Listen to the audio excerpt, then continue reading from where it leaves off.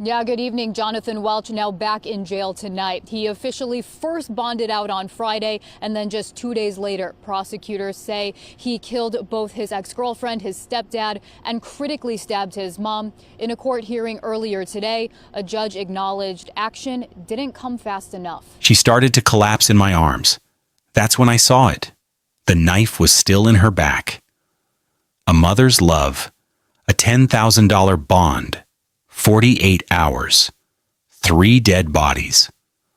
On July 10th, 2022, a house in Harper Woods, Michigan, became a crime scene that would expose a deadly failure in the justice system. But the question everyone wanted answered was this: how did a mother trying to save her son end up becoming his victim? July 10th, 2022, Harper Woods, Michigan. A 7-hour standoff, gunshots echoing through the neighborhood, a house engulfed in flames, and inside a crime so horrific it would reveal catastrophic failures in the justice system. This is the story of Zlayiah Frazier, a 22-year-old mother who survived one brutal attack on her life, only to be failed by the very system that was supposed to protect her. But to understand how we got here, we need to go back 5 weeks earlier, to the night that should have changed everything. Before we go deeper into this case, I want to hear from you. Have you ever felt let down by the justice system? Drop your state or country in the comments below. I read every single one. And if you're here for true crime that exposes systemic failures and demands justice, hit that subscribe buttons right now, trust me. You won't want to miss what comes next in this story. Zlayiah Frazier was 22 years old. She was a young mother trying to build a life for her 1-year-old son in Detroit, Michigan. To her family, she was everything. Her mother, Trina Harris, described her as loving and full of life. Her brother, Quazon, and her sister, Brianna, were incredibly close to her. Zlayiah wasn't just a sister, she was their best friend. Zlayiah lived with her boyfriend, Jonathan Welch. He was the father of her son, and for a while things seemed normal. But those closest to Zlayiah began to notice changes. Welch was possessive. He wanted to know where she was at all times. He questioned who she talked to. He checked her phone constantly. These weren't just small arguments or jealousy. They were warning signs of something much darker building beneath the surface. Still, Zlayiah stayed. Like so many women in her situation, she believed things could get better. She focused on her son. She leaned on her family. She tried to keep the peace. Her mother, Trina, would later say that Zlayiah was the kind of person who always put others first. She loved her son more than anything in the world. She wanted to give him a good life. She wanted to be there for him as he grew up. She was a daughter, a sister, a mother, and she deserved so much better than what was coming. But on the night of June the 2nd, 2022, Zlayiah's world would become a living nightmare, one that would last for 4 unbearable hours. It was 3 o'clock in the morning when Jonathan Welch woke Zlayiah up. But he didn't just wake her. He was already hurting her. He wanted one thing, the password to her phone. Zlayiah refused. That refusal would cost her 4 hours of her life, 4 hours she would never forget. Welch grabbed an extension cord.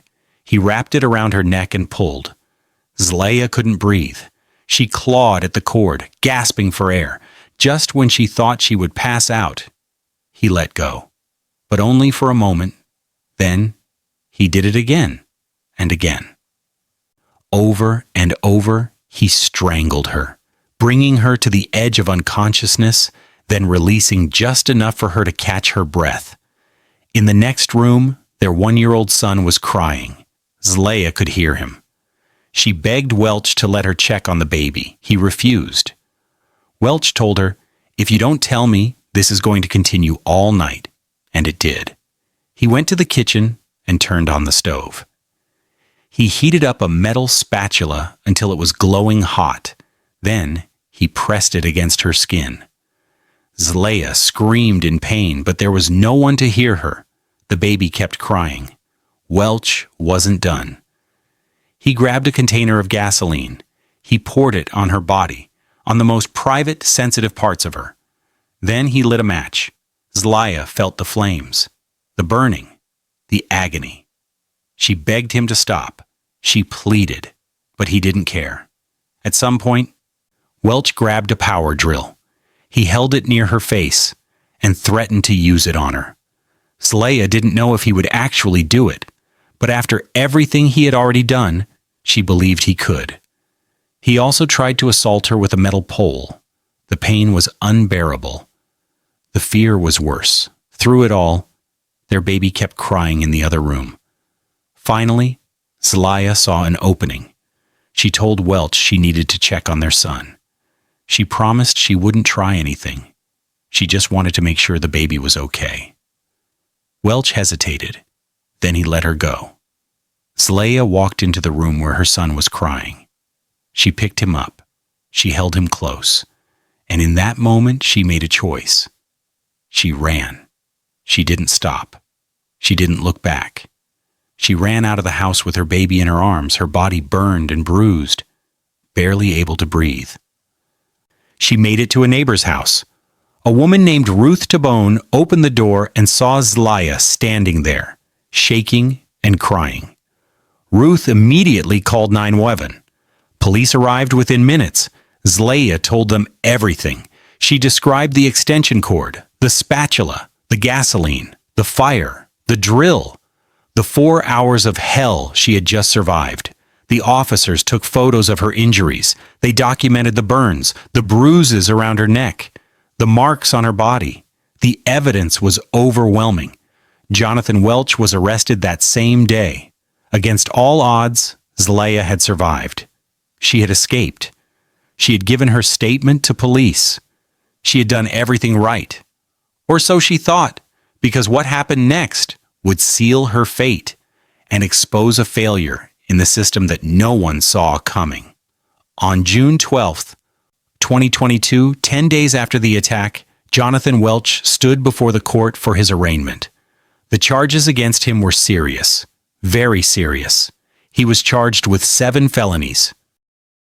Why did White give Frazier's boyfriend, 23-year-old Jonathan Welch, a $10,000 bond and a tether after a horrific domestic violence attack against Frazier June 2nd?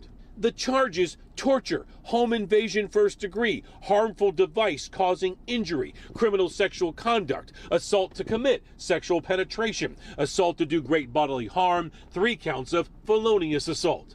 Welch posted that $10,000 bond last Friday. He is now charged with murdering Frazier last Sunday while Torture, first-degree home invasion, assault with intent to commit sexual penetration, unlawful imprisonment, interfering with electronic communications, domestic violence, and assault with a dangerous weapon. Let me be clear about what these charges meant. Torture alone carries a potential life sentence in Michigan. This wasn't a case of simple assault. This was 4 hours of deliberate, sustained violence against another human being. The evidence was clear. The photos were horrifying. Zlayiah's testimony was detailed and consistent. Any reasonable person looking at this case would see a dangerous man who should not be walking the streets. But then came the bond hearing. Magistrate Dawn White was the one who made the decision. She set Welch's bond at $100,000 with a 10% option. Let me explain what that means. With a 10% bond, Welch didn't need to come up with the full $100,000. He only needed $10,000. $10,000. That's all it took for a man charged with torture to walk free. Wayne County prosecutor Kim Worthy would later speak publicly about this case.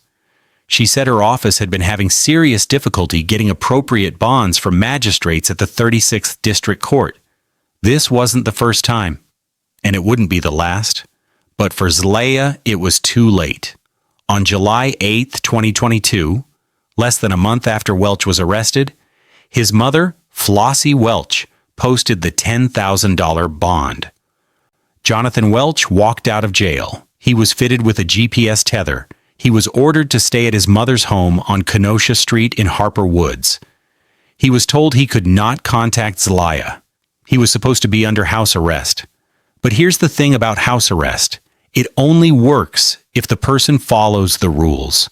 Let's pause here for a moment and think about what just happened. A man who tortured a woman for 4 hours, who poured gasoline on her body and set her on fire, who strangled her over and over while their baby cried in the next room, who threatened her with a drill, who tried to assault her with a metal pole. That man needed just $10,000 to walk free.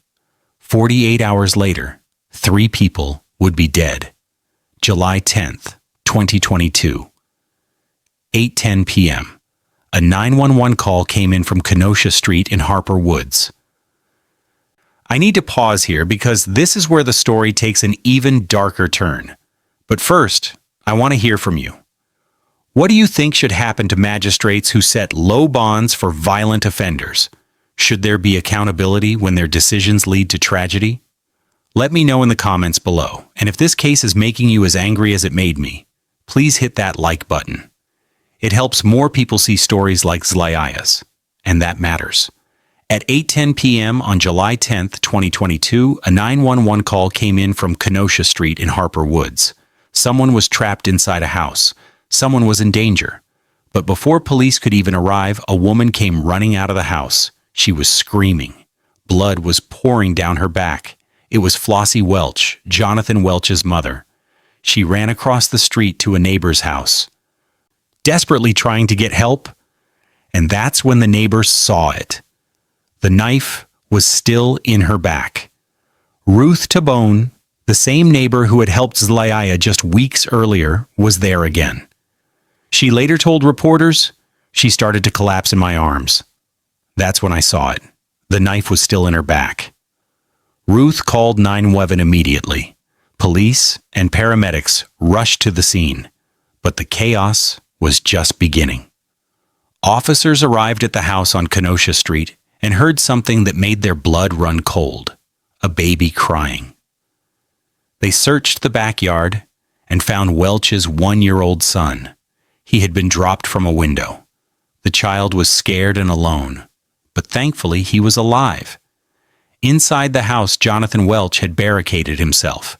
He refused to come out. He refused to talk. And then he started shooting. Gunshots rang out. Welch was firing at police officers through the windows. Officers took cover. They called for backup. This was no longer just a domestic violence call. This was a full-scale standoff. For 7 hours, the neighborhood was on lockdown. Police surrounded the house. Negotiators tried to talk Welch down, but he wouldn't listen. At some point during the standoff, smoke started pouring out of the house. Welch had set it on fire. Prosecutors say Welch barricaded himself in his mom's Harper Woods home, shot at police, and set the house on fire. He's also accused of killing his ex-girlfriend, Zlayiah Frazier, his stepdad, Robert Bray Jr., and critically stabbing his mom. They should never let him out of prison. I don't have nothing to say. Because he wasn't incarcerated, she is now dead. His father's now dead. Flames climbed the walls. The roof began to collapse. Firefighters couldn't get close because Welch was still armed and dangerous. The entire neighborhood watched in horror as the house burned. Finally, after 7 long hours, Jonathan Welch emerged from the house. He surrendered to police. He was taken into custody without further incident. But the nightmare wasn't over. Once the fire was out and it was safe to enter, officers went inside. What they found was beyond horrific. 2 bodies. The first was Zlayiah Frazier. She was 22 years old. The woman who had survived 4 hours of torture just 5 weeks earlier. The woman who had escaped. The woman who had reported everything to police. The woman who had done everything right. She was dead. The second body was Robert Bray Jr. He was Zlayiah's stepfather. He had been at the house that night, likely trying to protect her. He was dead too. Both Zlayiah and Robert had died from blunt force trauma. Welch had beaten them to death. Flossie Welch, Jonathan's mother, had been stabbed multiple times. But she survived. She was rushed to the hospital and treated for her injuries. She would live to testify about what her son had done. Inside that burning house, Zlayiah Frazier lay dead. The woman who had survived 4 hours of torture, the woman who had escaped, the woman who had given her statement to police, she was gone. And the man who killed her, he had been free for exactly 48 hours. But the horror wasn't over, because investigators were about to discover that Zlayiah wasn't Jonathan Welch's only victim. In March 2023, nearly a year after the murders, Jonathan Welch was charged with a fourth murder. Her name was Natayla Morse. She was 24 years old. On June 4, 2022, Natayla's body was found in a field in Detroit. She had been beaten to death. The cause of death was blunt force trauma, the same way Zlayiah and Robert would later die. But here's what makes this even more disturbing. Let me walk you through the timeline. June the 2nd, 2022. Jonathan Welch tortured Zlayiah for 4 hours. He was arrested that same day, June 4th, 2022. Just 2 days later, while Welch was still in custody, Natayla Morse's body was discovered. Investigators believe Welch killed her before he was arrested for attacking Zlayiah. June 12, 2022, Welch was arraigned on 7 felony charges related to Zlayiah's torture. July 8, 2022, Welch's mother posted his $10,000 bond. He walked out of jail. July 10, 2022. 48 hours later, Welch murdered Zlayiah Frazier and Robert Bray Jr. He also stabbed his own mother, who barely survived. 4 victims. 1 preventable tragedy. If the bond had been higher, if Welch had stayed in jail, Zlayiah and Robert would still be alive today. When Jonathan Welch finally stood in court to face justice, Zlayiah's family was there. And they had something to say. Trina Harris, Zlayiah's mother, spoke directly to Welch.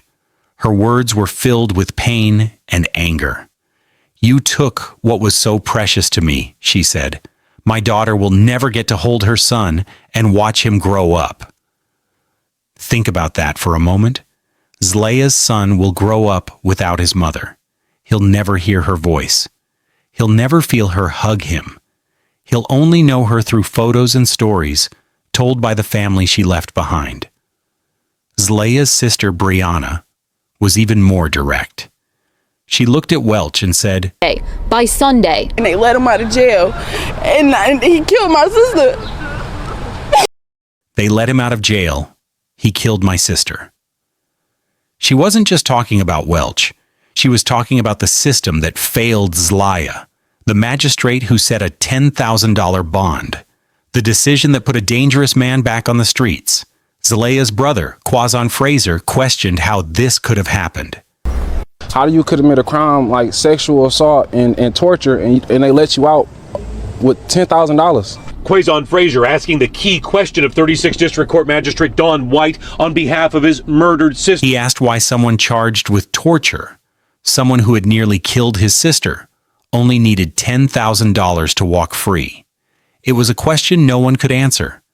Even the judge presiding over the case, Judge Kenneth King, acknowledged the failure. He called it the court's worst nightmare. Deputy Chief Ted Stager of the Harper Woods Police Department said it best. He took his freedom as an opportunity to finish the job. That's exactly what happened. Welch didn't use his freedom to turn his life around. He didn't use it to reflect on what he had done. He used it to hunt down Zlayiah and kill her. Prosecutor Kim Worthy also spoke out. She said her office had been struggling to get appropriate bonds from magistrates at the 36th District Court. This wasn't an isolated incident.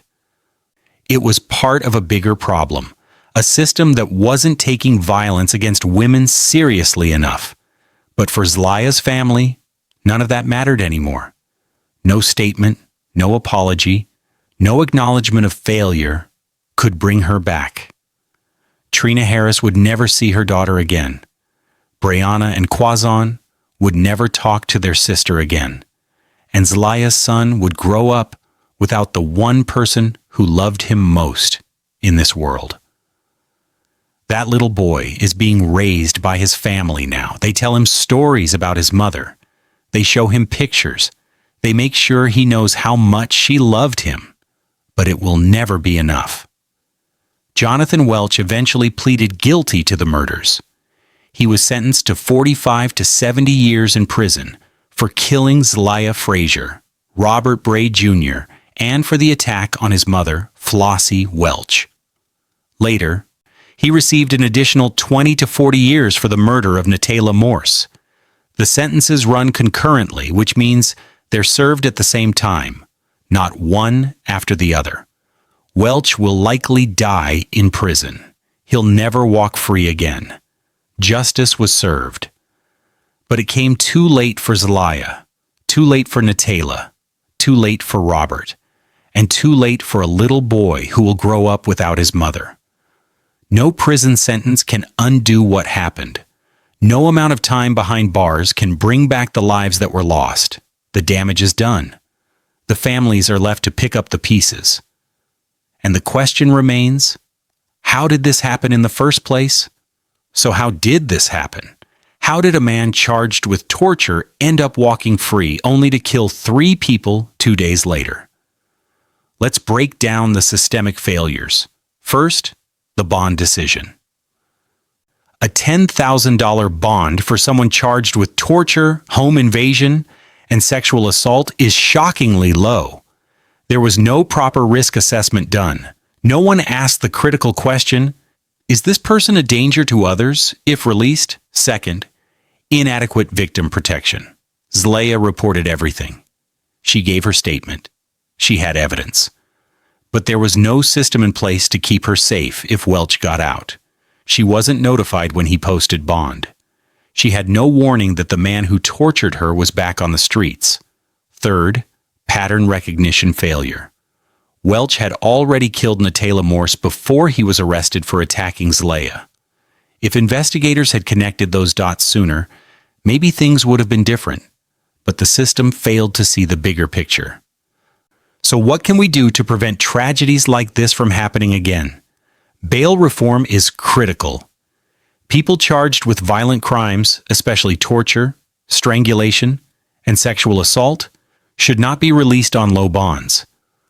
Courts need to take these cases seriously and assess the real danger these individuals pose. Mandatory risk assessments should be required before any bond decision is made. Judges and magistrates need to look at the full picture, the severity of the crime, the history of violence, and the risk to the victim. Victim protection must improve. Survivors of domestic violence need safe housing, restraining orders that are actually enforced, and notification systems that alert them immediately if their abuser is released from jail. Community awareness matters. We all need to be educated on the warning signs of domestic violence so we can intervene before it's too late. And finally, legislative changes are needed. Laws must be updated to reflect the seriousness of intimate partner violence. Strangulation, in particular, should be treated as a major red flag because it's the highest predictor of future homicide. Let's talk about those warning signs because they could save a life. If you or someone you know is experiencing any of these, please take them seriously. Obsessive jealousy, constantly questioning who you're talking to, where you're going, who you're with, control over your phone or communication, demanding passwords, checking your messages, isolating you from friends and family, threats of violence. Even if they say they're joking, threats should never be ignored. Strangulation. This is the most dangerous sign. If someone has strangled you even once, your risk of being killed by that person increases dramatically. We can't bring Zlayiah back. We can't undo what happened to Natayla, Robert, or the families left behind. But we can learn from this story. We can demand better from our justice system, we can support survivors, and we can speak up when we see the warning signs. Because the next Zlayiah might be someone you know, and your voice could be the one that saves her life. If Zlayiah's story affected you, please share this video. Her story needs to be heard. The more people who know what happened, the more pressure we can put on the system to change. What changes do you think need to happen to prevent cases like this? Should bonds be higher for violent offenders? Should there be better victim protection? Let's have that conversation in the comments below. And if you want more true crime content that doesn't just tell stories, but demands change and accountability, hit that subscribe button right now. Before we close, I want to leave you with some important resources. If you or someone you know is in an abusive relationship, please reach out to the National Domestic Violence Hotline. The number is 1-800-799-7233. You can also visit thehotline.org for live chat support. If you or someone you know is in danger, please reach out. Your life matters. There are people who want to help you. Zlayiah Frazier was 22 years old. She was a daughter, a sister, and a mother to a beautiful little boy.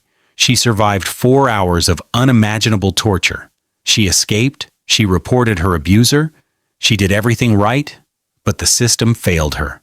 Today, her son is being raised by her family. He'll grow up hearing stories about his mother's strength, her love, and her courage. He'll know that she fought to survive. He'll know that she loved him more than anything in this world. Zlayiah's story isn't just about tragedy. It's about the urgent need for change. It's about holding systems accountable. It's about making sure no other family has to stand in a courtroom and say, they should have never let him out. Her life mattered. Her story matters. And the lessons we take from it could save the next person. Rest in peace, Zlayiah. Your story will not be forgotten.